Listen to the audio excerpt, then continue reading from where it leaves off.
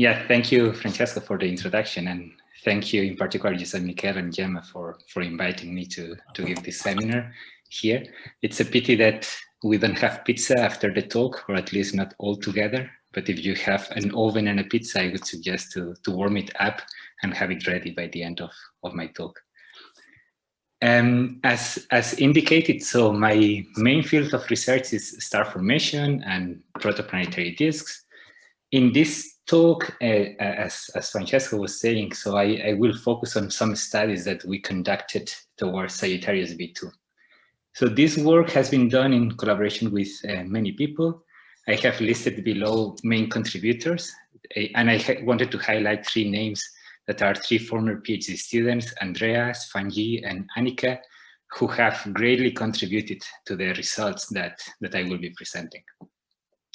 So moving into the topic, so if we talk about stars, so something important to know is that most stars do not form in isolation, but they form in clusters.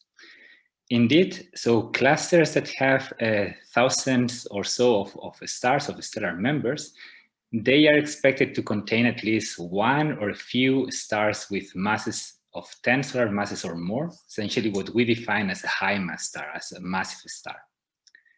If we take the number of stars in our galaxy, about 50%, so half of the population, and this fraction is expected to be even larger in galaxies that are far away or in the early universe, but at least half of the stars have formed in this rich cluster, so in clusters that already contain a massive star. So why is this important? So it's important because massive stars have a profound effect in the surrounding environment.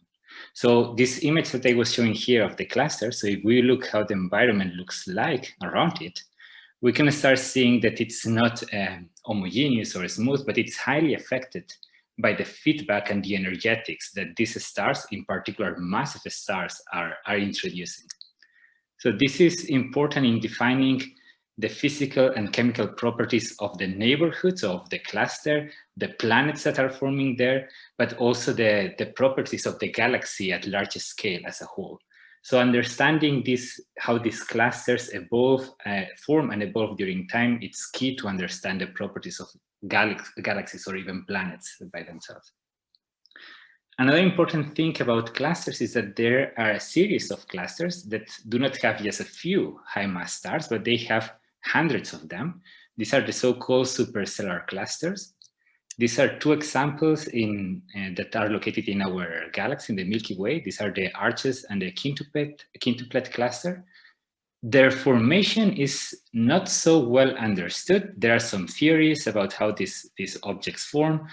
And regarding the evolution, it is thought that maybe they could evolve into something similar to the globular clusters that we can see in the halo of the Milky Way. So there is not that many things known about the formation or final fate of these superstellar clusters, but they are probably important agents of driving energy and feedback turbulence into the galaxy at larger scales. So as mentioned before, so I'm interested in understanding star and eventually planet formation.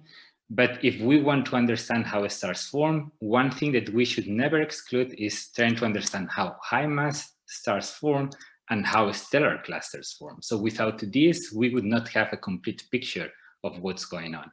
So this is fundamental to better characterize the process of formation of stars and planets eventually.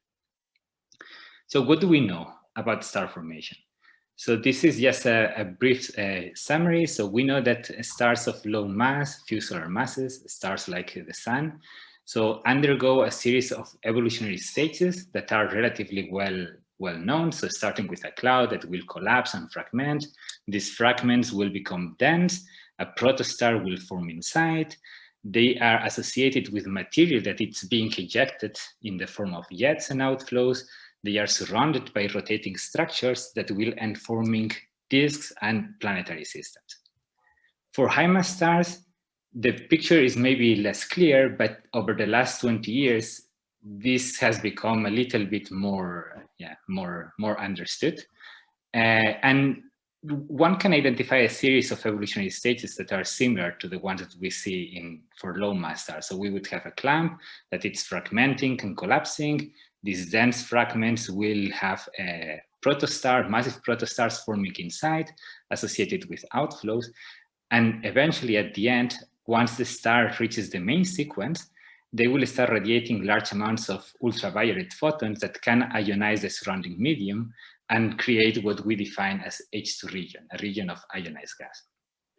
There are many details that I have omitted in this process, both for low mass and high mass. There are some experts in the institute, so José Miquel, Gemma are some of them that can give you more information about this. What I would like you to remember for this talk is that the early stages is when the dense cores dominate, and these dense cores are essentially constituted or formed by large amounts of dust.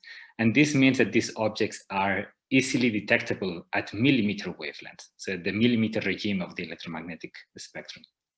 The later stages, when you have the stellar cluster, an H2 region has developed, ionized gas exists, these kind of objects can be well studied and detected and identified at centimeter or radio wavelengths. So this will be important for some parts of the talk that I will present here. But going back to the main question, so we want to understand not only how high mass stars form, but how stellar clusters form. To do this, first we need to identify a good location in the galaxy or somewhere in the universe where we can study these kind of objects in the beginning, so when they are forming. One of these regions is the so-called central molecular zone, the CMZ. This consists of the inner 200-300 parsecs around the galactic center, the black hole that is depicted here with these labels, such a star.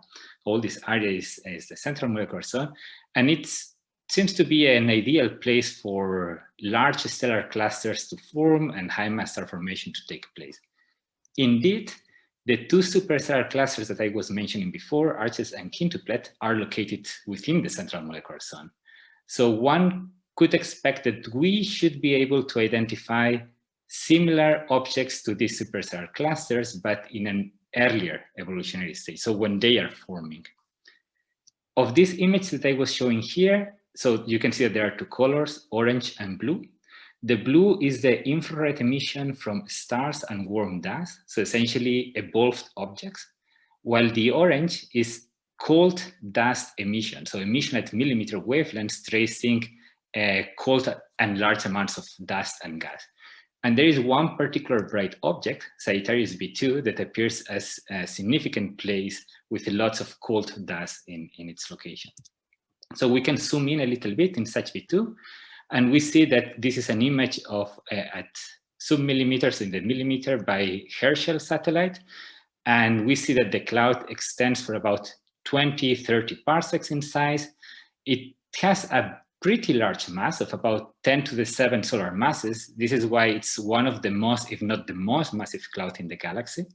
And the structure of the cloud seems to be kind of spherical, slightly elongated north-south, and appears relatively smooth. There are two bright spots that are called Sagittarius B2 North and Main. Each one has a mass of about 50,000 solar masses. And as a reference, so the mass contained in the Orion molecular cloud, the closest large cloud that is forming star clusters and high mass stars, is about 10,000 solar masses. So these two objects are pretty massive. We can see that they appear to be relatively similar, at least in brightness and in size. But if we start looking at them a little bit more in detail, we can see that the dust in Sagittarius B2 North is resolved in two main objects, one of them being pretty bright and massive, while Sagittarius B2 Main seems to be fragmenting in a few more fragments, let's say. This is the dust emission. So remember, this is tracing early stages or objects that are in the early stages of their formation.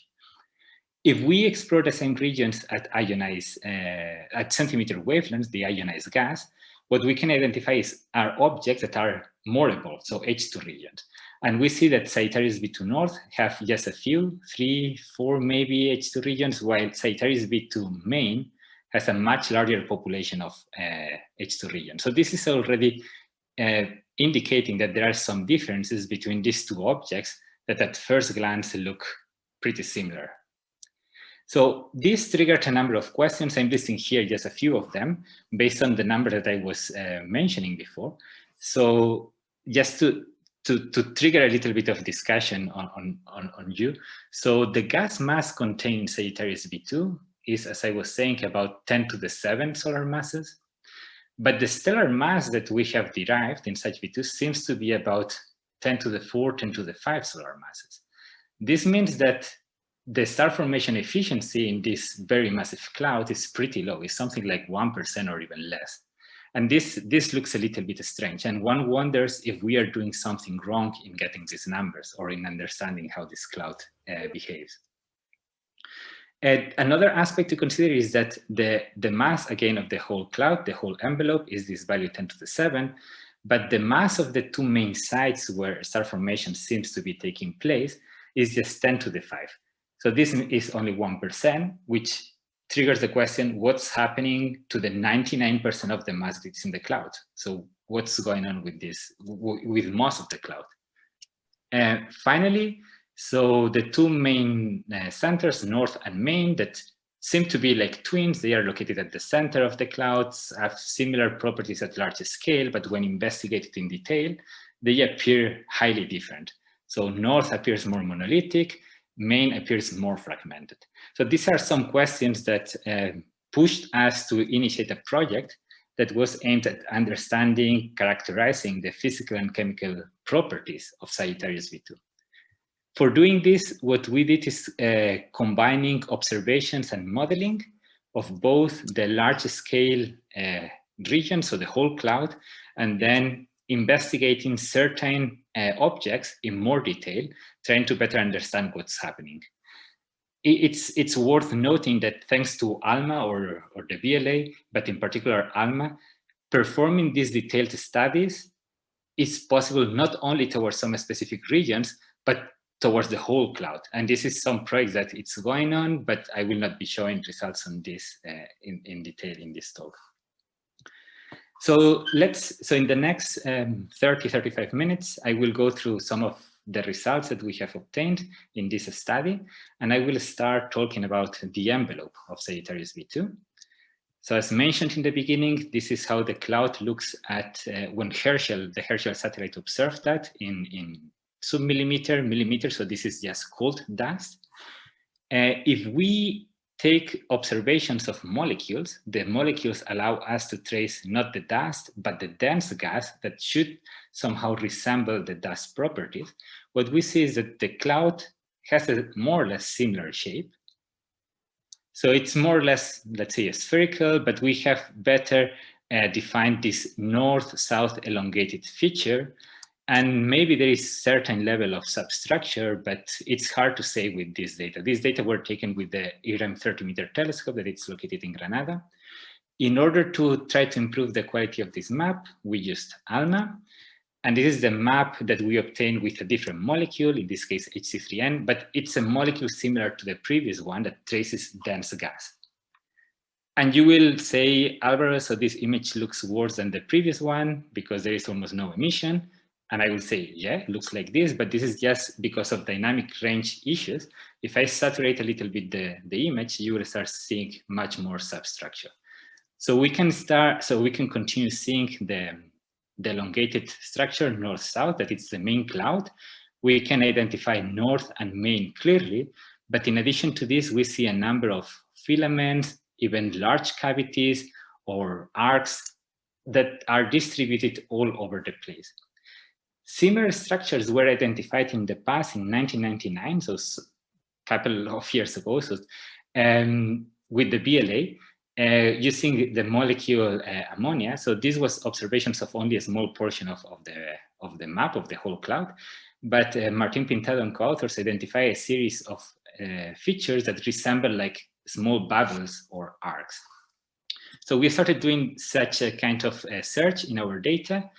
And so far we have identified 8 or 9, let's say, clear bubbles or cavities or arcs in the in the whole cloud of Sagittarius B2. This process is difficult because of the complexity of the data, and we still do not have an automatic method to identify them. So it's more like a visual inspection. And so it takes some time. So Fanji Menk, in his PhD thesis, he was working in identifying this kind of structures. And this tells us that the cloud is not homogeneous as we maybe thought in the beginning, but it's more, it contains a high level of substructure. The question here is then, why all this substructure? So what processes or what events are producing these cavities and bubbles? The most obvious answer is that there are stars, in particular massive stars, that are affecting their environment. So they are introducing large amounts of energy feedback into the dense cloud, and they are creating these cavities or these bubbles, either by strong stellar winds or by the expansion of H2 regions. If this is the case, we should be able to detect these H2 regions with ionized gas, so at centimeter wavelengths, and this is what we did. So we used the VLA, and these are observations at 5 gigahertz, so a few centimeters, tracing the ionized gas. What you see here in dark are H2 regions that were known, and I can again saturate a bit more the image, and you can see that more and more objects are appearing. And what is interesting is that these arcs or cavities that I was highlighting, some of them seem to have a central, a bright radiocontinuum source, a bright H2 region at the center of these arcs. This is maybe better seen in this two-color image, where the red is the dense gas and the turquoise is the ionized gas. And we can see that most of these arcs, I cannot move the mouse now. Okay, these arcs have at the center an H2 region, or even these cavities seem to be filled in mainly with ionized gas. And there is one particular region, deep south, that seems to be a quite perfect bubble in the dense gas and seems to be fully filled in with ionized gas. So H2 regions are really creating these bubbles, which tells us that massive stars do not exist only in North and Main, but they are distributed all over the cloud. So star formation happened all over the cloud in the past, and this should be taken into account when establishing or evaluating the properties and the evolution of these kind of clusters. Before continuing with the discussion on the envelope, I want just to zoom in into the properties of Sagittarius B2 deep south, because so what we had with the BLA was observations at over a broad range of frequencies, and this allows us to get an idea on the nature of these objects. So basically what we can study is the so-called spectral index alpha, that the spectral index alpha is the power law index that relates how the flux is changing with frequency. In short, so if you have alpha values, spectral indices values between 0 and +2, let's say positive, this is related to thermal emission, and this is what you find in H2 regions. This is what has been found for the last 40, 50, 60 years. If you have negative spectral indices, -0.6, -0.7, this points to the fact that there is non-thermal emission, and this is what it's found in objects with synchrotron radiation like galaxies or radioactive radio galaxies, active galactic nuclei. So we studied the spectral index of the whole map, and while most of the sources show spectral indices that are positive, what you expect for H2 regions, this is not the case for deep south. So in this map where we show the spectral index, so here most of the emission in deep south goes from blue to green, and blue to green in this color scale means a negative spectral index between 0.1 and 0.4. Just to show you that the data are not bad, let's say, is this compact object here to the top right is another H2 region that it's quite compact, and the spectral index that we measure is about 0, and this is what is expected for normal H2 region. So this is what we see in all these other objects across the cloud. We thought that we did something wrong with the data. This is probably the first thing that you always have to think when you encounter something strange or different to what would be expected. And we checked everything that we could check. We even got more data at different frequencies with the GMRT in India to explore lower frequency regimes. And we confirmed that this spectral index is negative. So then this has a physical origin. We try to understand why this is happening. We thought that this could be a supernova remnant maybe, but we did not find hints for X-ray or gamma ray emission associated with this large object. This object also has radio recombination lines that have properties very similar to those that you find in H2 regions. So there were not that many options. And the thing that we decided to go for is that probably this non-thermal emission, this synchrotron radiation, was produced locally. So what we did is we contacted Marco Padovani, who had developed a model to explain non-thermal emission in stellar jets. And we asked him to try to push this model to see if he could produce also non-thermal emission in H2 regions, not in jets, but in H2 regions. And he modified a bit the model. And what he had is a expanding H2 region that has a velocity flow that it's expanding, going away. It reaches the density environment, so it produces a shock. And if you have a certain level of magnetic field, what you have is that local thermal electrons that are produced in the H2 region get trapped in the shock fronts and go back and forth, and they can be accelerated up to relativistic energies, producing synchrotron radiation and non-thermal emission. So if you want to check more details or how this parameter space behaves, I point to the paper of Marco Padovani et al. 2019. Essentially, what we found is that H2 regions can produce synchrotron radiation. So far, I could say this is the only object known to date. Maybe I'm wrong on that. But so I know that there are two other H2 regions that show negative spectral indices. So maybe they could be in a similar nature as this one here. And my guess is that we have not found that many of these kind of objects just because we were limited by the telescopes that we had in the past. So the VLA is great, but it may be difficult to detect these objects. And I would guess that in the future, so SKA could detect many more of these objects and provide a little bit of light into how the conditions have to be to produce this non-thermal emission. Going back to the envelope, just to summarize what I mentioned a couple of slides ago, so we found out bubbles in the dense gas that were being filled or created by H2 regions that were expanding, which indicated that massive stars formed within the cloud, all over the cloud. And the question is that, okay, these massive stars are already there, they are already formed. Do we have stars that are forming now? And to do this, so we need to explore this cloud at a different frequency. And this is at millimeter wavelengths or at 100 gigahertz. And this is what we did with ALMA. So we can study the dust emission. And what you see here is so the two bright objects, north and main. And again, I can saturate the image a bit more and I can zoom in one portion of the map. And you will start seeing a number of compact cores that I highlight in white to make it more clear.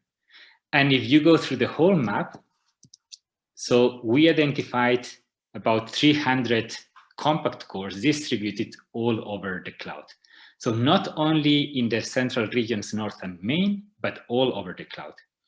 These kind of objects could not be detected in the past, mainly because ALMA was not there, and ALMA was necessary to reach the spatial resolution and the sensitivity to detect them. So these objects have masses of between 50 and 5,000 solar masses, so they are pretty massive, and they are likely harboring protostellar cores or protostellar clusters that will form in the near future.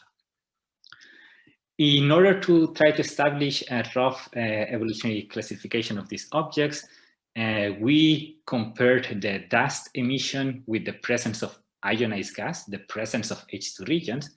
And what we found is that objects associated with H2 regions that are evolved objects are only 20%. So most of them, about 80% of the objects, are dense cores with no H2 region signature, so essentially relatively young objects. If we divide this into different regions, so for example, North, Main, South, and Deep South, what we see is that Main and North have a large population of relatively evolved objects associated with H2 regions, but all the other clouds that are cores that are distributed throughout the cloud, like the ones in South or Deep South, seem to be mainly young, early stage dense cores that will end forming, again, a new population of stars and stellar clusters. So this is telling us that in the whole SgrB2 cloud, there is continued star formation events happening. And we can talk about this in the questions if you are interested about my view on how this thing evolved. So regarding the size of the envelope, what I have shown you so far, so we identified a number of bubbles, cavities, filaments that seem to be produced by the effect of feedback from massive stars that were formed in the cloud. And we have found a new population of dense cores that are pointing towards the presence of a much large and unknown till now population of early objects that are forming. So this all tells us that Sagittarius B2 is experiencing a distributed star formation event, and not only a star formation focus in the two central starbursts, let's say, that are North and Main. So if we check the questions that I was listing in the beginning, so first and second question, most likely this low star formation efficiency that we derived was due to the fact that we were missing a large fraction of this stellar mass that we are now identifying after having detected all these compact dense cores. So we are working on trying to get these numbers refined, and we expect that this low star formation efficiency will not be as low as 0.5%, but will start increasing a bit. The other thing is that we were wondering what was happening to the 99% of the mass in the cloud. So we now know it. So it's not just staying there, getting bored and doing nothing, but it's forming stars all over the cloud.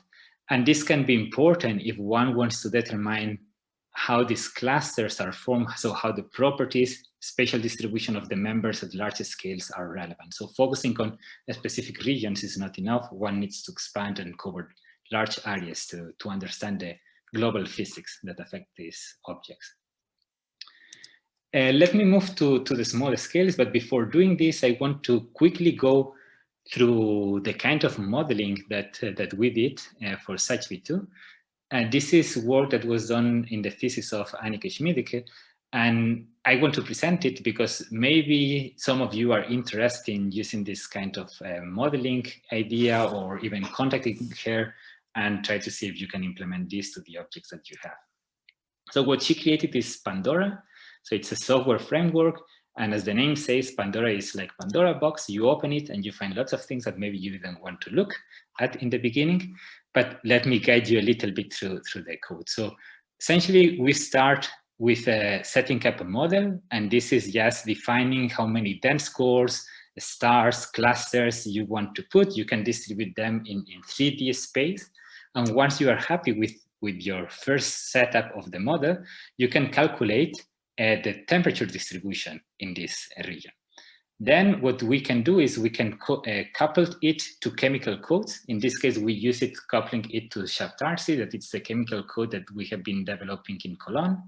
And then we can do some redshift transfer calculations that allow us to create continuum images or line images for specific molecules and transitions. This provides maps that when post-processed can be directly compared to the observations that we obtain with the telescope. Then you can fine-tune the model setup to try to better reproduce the synthetic maps that you get and to better reproduce the observations that we have. So this is what she did in her thesis. She created a model for Sagittarius B2.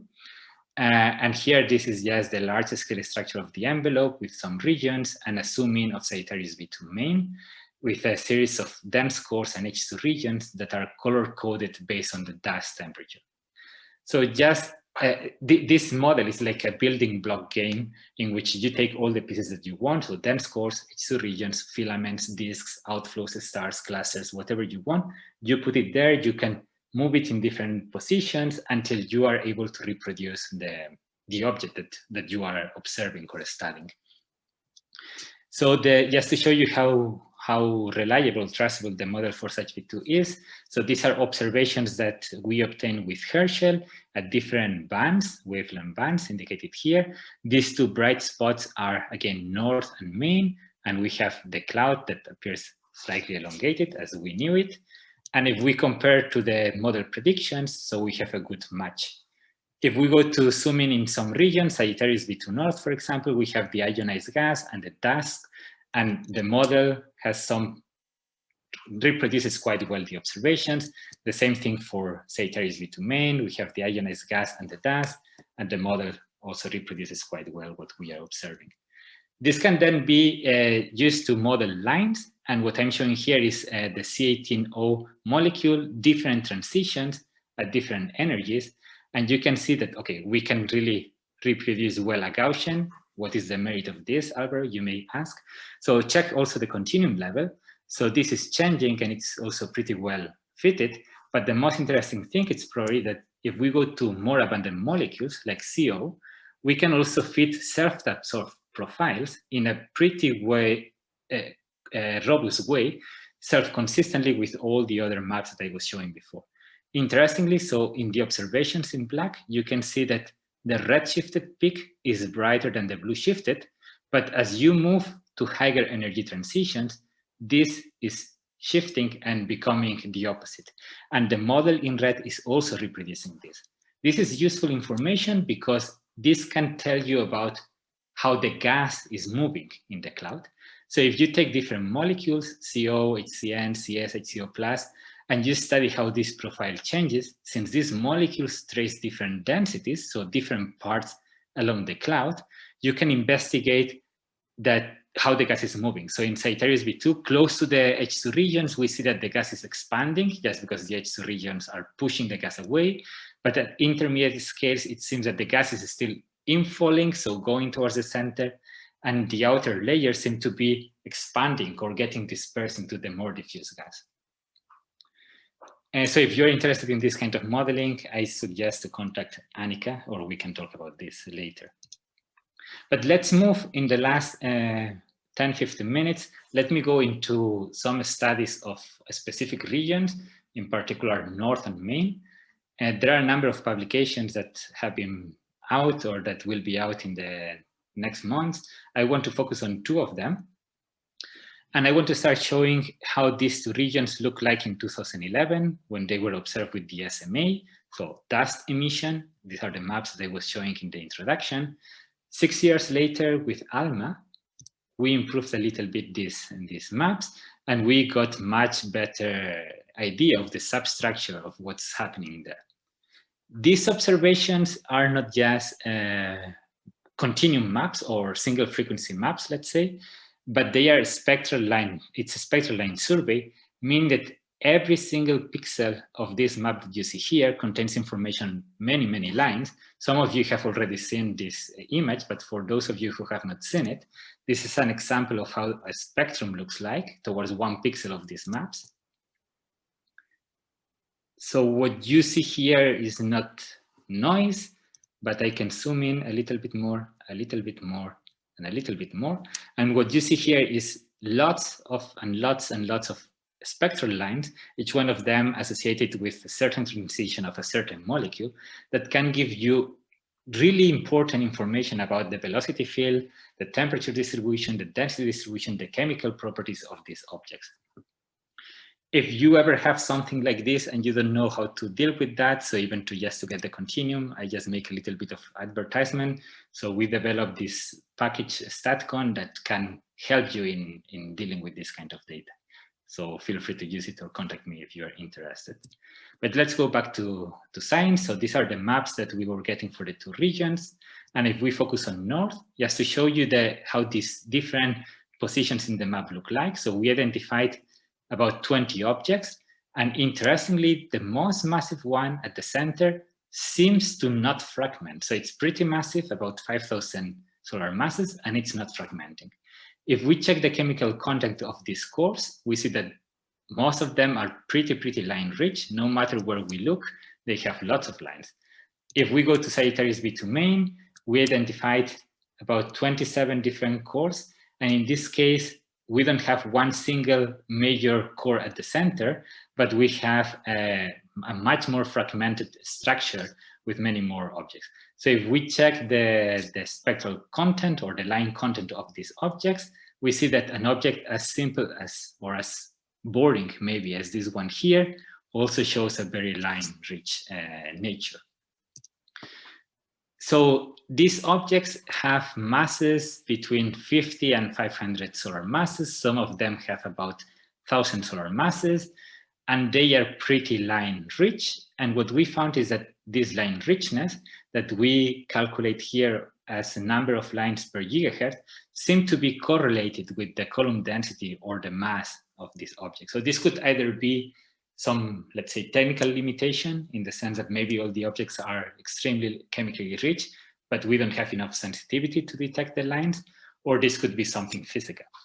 So it's something that we are exploring. Now that we have also all these 300 objects all over the cloud, we can start getting a little bit more on the statistics and properties of these objects. And just to put this in context, each one of these cores is essentially the same thing that you would see in Orion KL, that it's a well-known hot molecular core that has been studied also in detail. So essentially what we have here is that Sagittarius B2 North and Sagittarius B2 Main are clusters of these extremely chemically rich objects, hot cores. And let me go in the end of this journey to present some results for Sagittarius B2 North.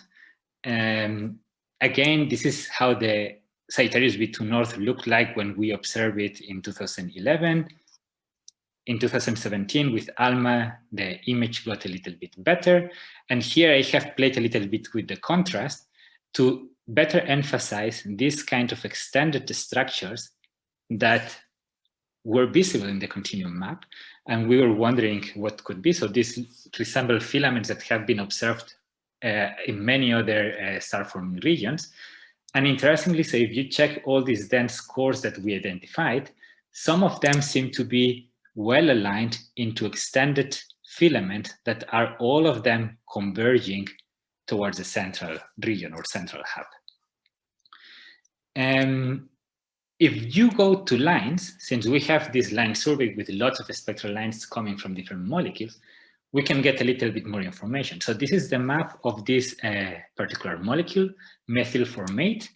And you can see that the filaments become a little bit more clear, confirming that, yes, this is not something that maybe was coming from dust that was being affected, but it's really something that exists there.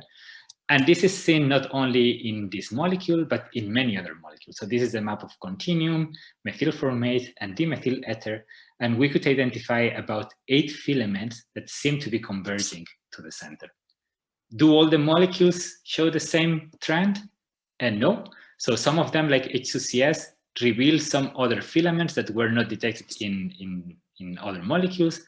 But others like C2H5CN or OCS seem to show more like a bubble-like structure.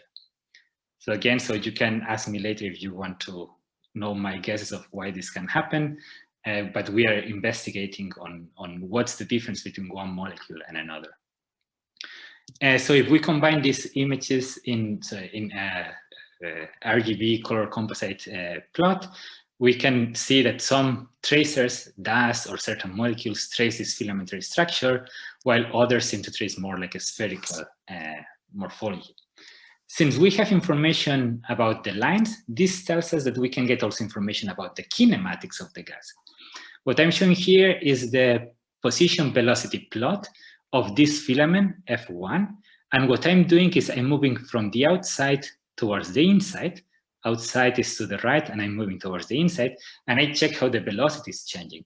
And I see that the velocity does not remain constant, but is, in this case, decreasing when approaching the center. So if I take a different filament, F6, here in the bottom, we can see that, again, the velocity is changing. And the fact that we have multiple molecules tracing this structure allows us to robustly confirm that this change in velocity is not artificial, but it's something that it's really happening. With this kind of information, we can determine velocity gradients and mass accretion rates. And what we get is that the total mass accretion rate that we derive is about 0.2 solar masses per year. And just as a reference, the mass accretion rate that has been found in other star-forming regions is about 10 to the minus 3, 10 to the minus 4, 10 to the minus 5. So we are like 100, 1,000 times higher than what is typically found in star-forming regions. This, together with the large mass that we have, about 10,000 solar masses, and the large densities that we observe in this region, suggested that maybe what we are seeing is a precursor of one of these superstar clusters. So, and this is what indeed we propose. So Sagittarius B2 North could be indeed maybe the only one known to date, a precursor to superstar clusters, so it's worth to continuing studying it. So what do we know about how superstar clusters form? Just in short, there are a number of theories that can be summarized in these two ones. One is in situ formation, the other is the conveyor belt formation. The in situ formation is telling us that we have the cloud, and the gas in this cloud will be collected towards the central region, and in the central region, we will have the superstar cluster forming at some point. So once all the mass has been concentrated in the final volume, you get the stars, and you have the stellar cluster. The conveyor belt is slightly different. It tells you that you have formation all over the cloud. There will be clusters, stellar clusters forming there. And in the end, what you are moving towards the center is just stars. And then you will end having a superstellar cluster in the final volume. These are known as wet merger or dry merger. Wet because in one case you are transporting gas, and the other dry because what you are transporting are mainly stars. So we wanted to see which one of these theories that have been proposed could fit for Sagittarius B2 North. And since we have a number of cores that are along the filaments, we decided to calculate, so what do we have here? Mainly gas or mainly stars? So it's a dry or it's a wet merger. What we did, so this is a very simplified approach, but we can get information on the temperature of these cores, and this can be linked to the luminosity of the cores. And then we ran some simulations to reproduce what is the stellar mass content for different luminosities that you expect in different clusters. With this stellar mass content, we can determine what is the stellar mass fraction in these objects. And what we found is that most of the cores, so this is distance with respect to the center, so most of the stars have a stellar fraction, stellar mass fraction of about 50%. Interestingly, those that are getting close to the center seem to have more stars than gas.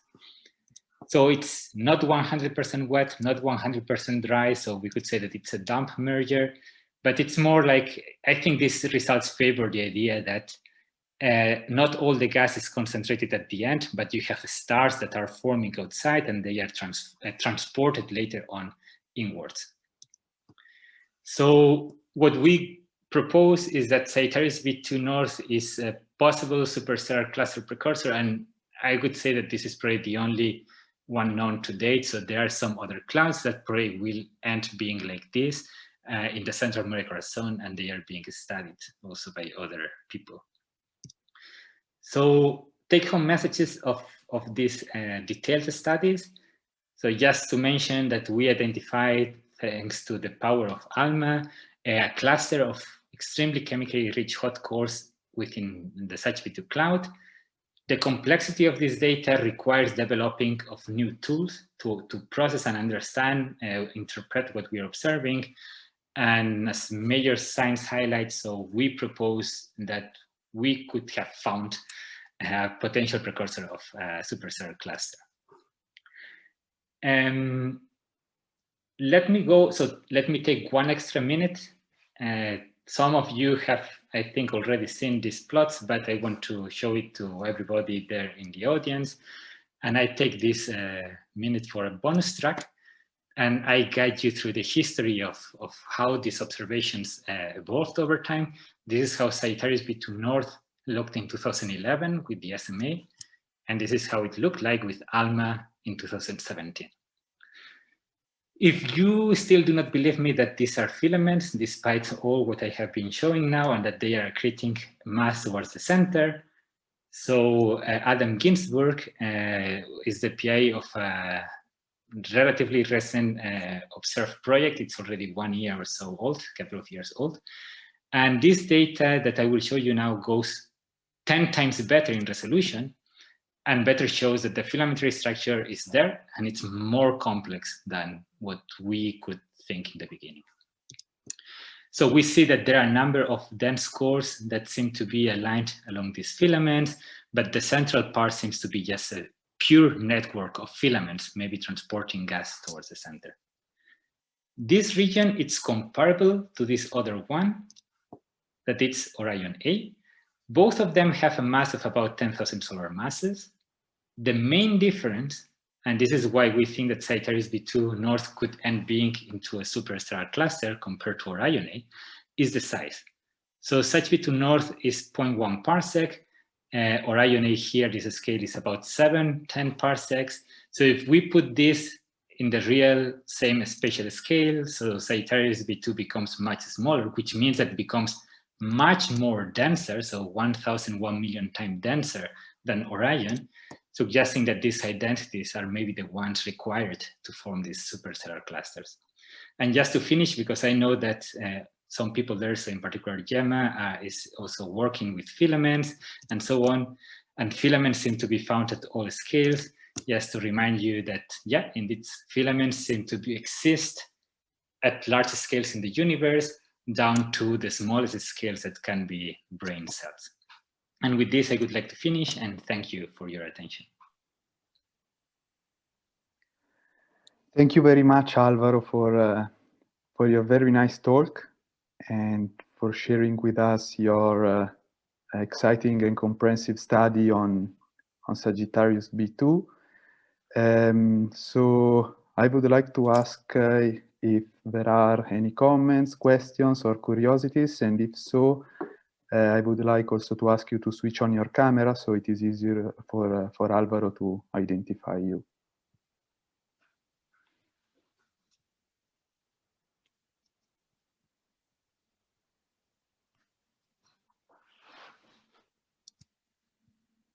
Okay, Josep Miguel, please. Yes, excellent talk, Álvaro. Okay, so you showed that the dust is really bright and it's coming from many cores.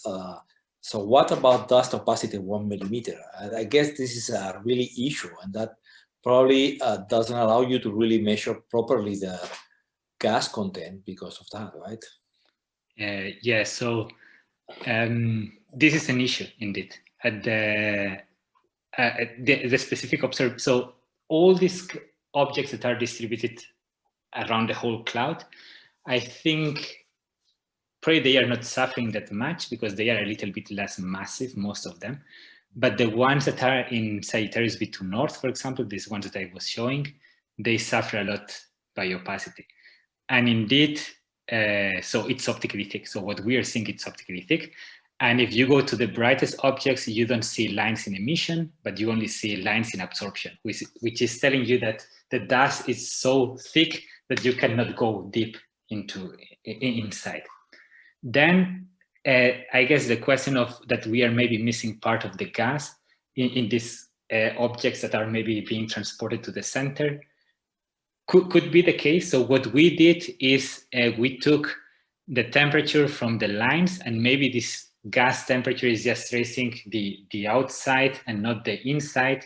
And just based on this temperature, we got some estimate on the luminosity. So we are not really going into the column density of the gas. So in this sense, maybe we are not so biased, but when establishing the mass derived from the dust, since it's optically thick, maybe here we are underestimating the amount of dust that exists, and maybe they are more rich in gas content than what we thought. This is something that probably is happening. This is why when I was distinguishing between this wet or dry merger, So we get 50% content of gas, 50% of stellar content, but the error bars are pretty large. And one should try to do something a little bit more detailed. But it's really difficult in this kind of object. So in this case, because these are huge structures, we are not talking about a disk scale of 100 AU, we are talking about probably, I don't know, 10,000 AU scale where the dust is completely optically thick. So cooling is not happening anymore inside. So which are the physics going in? So what's going on inside of these really optically thick regions? Do you have any simulations of? So, because the temperature probably is there extremely high. So maybe even you have inside dust sublimation. I don't know what's going on.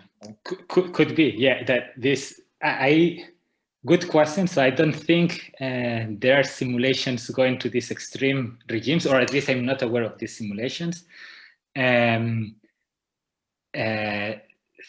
is, so I forgot now what I was going to answer you. So it could happen that, yeah, there is dust sublimation. The other thing is that for sure what we are having is some stellar clusters forming inside. So it's not, yeah, what I wanted to tell you, now I remember, is that these high temperatures that do not only exist at this, let's say in these 10,000, 20,000 scales, but they also exist at little bit larger scales. And this is probably having an important impact in determining the cluster properties, in the sense that if you have all these large high temperatures, not only dust can become sublimated, but it will also affect the gene's mass, for example, and it will prevent the formation of low mass fragments.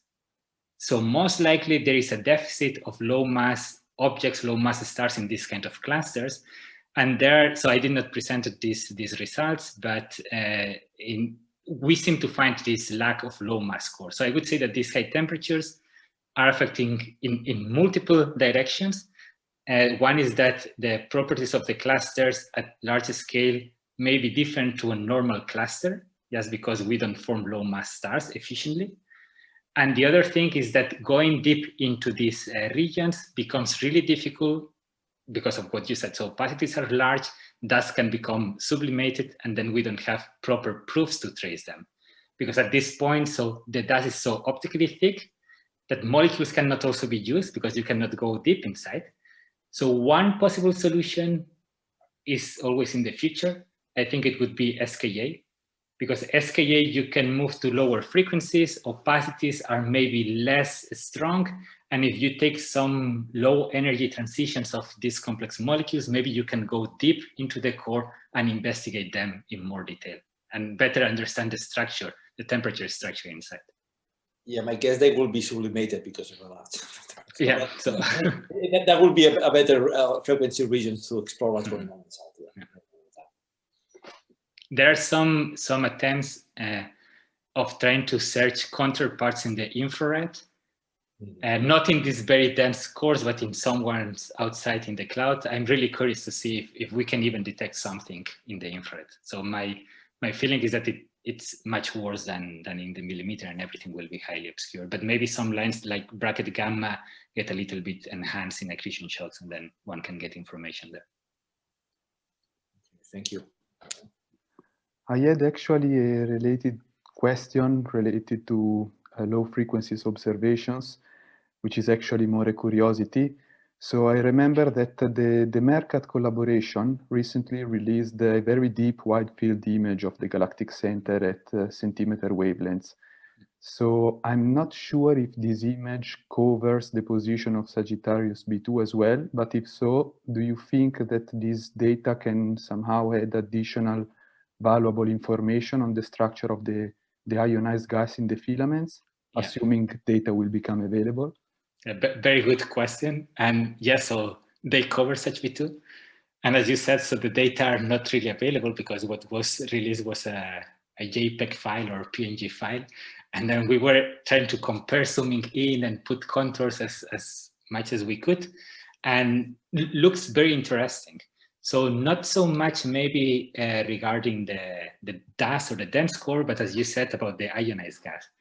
And there is one thing that I somehow skipped, and I did not mention that it was in the maps, in these ionized gas maps.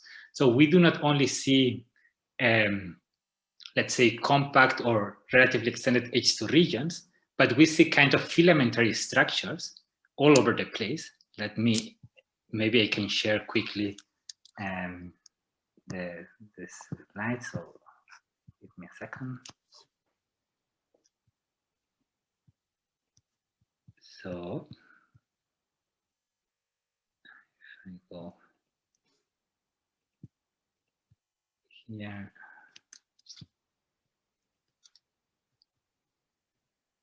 Here. So you can see here that there are lots of kind of filamentary features that so there are some elongated features that are artifacts, because this imaging, it's complex because of technicalities, but there are some that are real. And these ones are also really well seen in the MERCAT image. And these are similar to this kind of elongated strings or stripes that are seen close to the galactic center, such A star, and that seem to be connected to strong magnetic fields. So I would say that this kind of data, MERCAT, can be very useful to have a better idea of not only the ionized gas, but also the presence or the importance of magnetic fields in the region. Thank you. Are there other questions for Álvaro?